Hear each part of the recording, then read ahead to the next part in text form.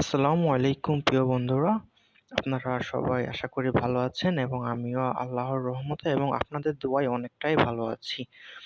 তবে আমি আজকে আপনাদের জন্য যে টিউটোরিয়ালটি নিয়ে এসেছি তা হচ্ছে ইংরেজি হ্যান্ডরাইটিং প্র্যাকটিসের জন্য ছোট্ট একটি ভিডিও। সো আপনারা এই অনুযায়ী আপনারা প্র্যাকটিস করতে পারেন।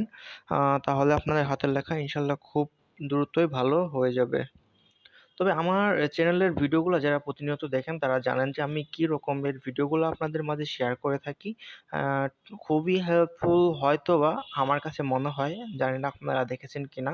তবে আমি চাই আপনারা সবগুলো ভিডিও দেখেন এবং আপনার সত্যিই উপকৃত হবেন হাতের লেখা সুন্দর করতে চাইলে।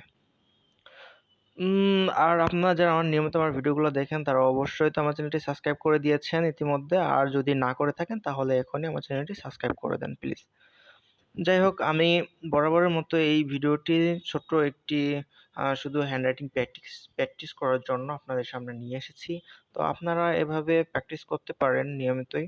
সো লেখাগুলো একটু খেয়াল করবেন যে আমার প্রায় প্রত্যেকটা লেটার আপনার একই মাপের এবং সোজা করে লেখা। অবশ্যই এটা বাংলা খাতায় লিখেছি, এজন্য হয়তো অনেকেই বলবেন যে অঙ্ক খাতায় লিখলে হয়তো এরকম হবে না।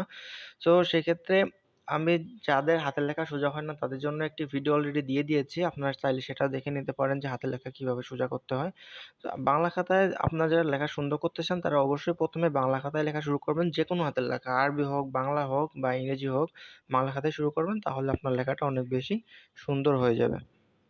তো আর যাই হোক, আপনারা এভাবে প্রতিনিয়ত প্র্যাকটিস করতে থাকেন তাহলে আপনাদের হাতের লেখা অনেক সুন্দর হবে। আমি জানি না আমার হাতের লেখা কতটা সুন্দর। যদি সুন্দর হয়ে থাকে তাহলে অবশ্যই আমি আশা করি যে আপনার একটি সুন্দর একটা কমেন্ট করে যাবেন।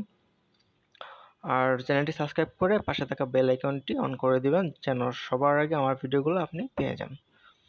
তো এই ছিল আজকের মতো ছোট্ট একটি টিপস। আপনারা এটা অবশ্যই দেখবেন এবং আপনার বন্ধুদের মাঝে শেয়ার করবেন। তাহলে আপনার বন্ধুদের হাতের লেখাও হয়তোবা সুন্দর হইতে পারে। তারা দেখলে উপকৃতই হবে আমি আশা করি। যাই হোক, আজকের মতো এখানেই রাখছি। আপনারা সবাই ভালো থাকেন, সুস্থ থাকেন। আসসালামু আলাইকুম।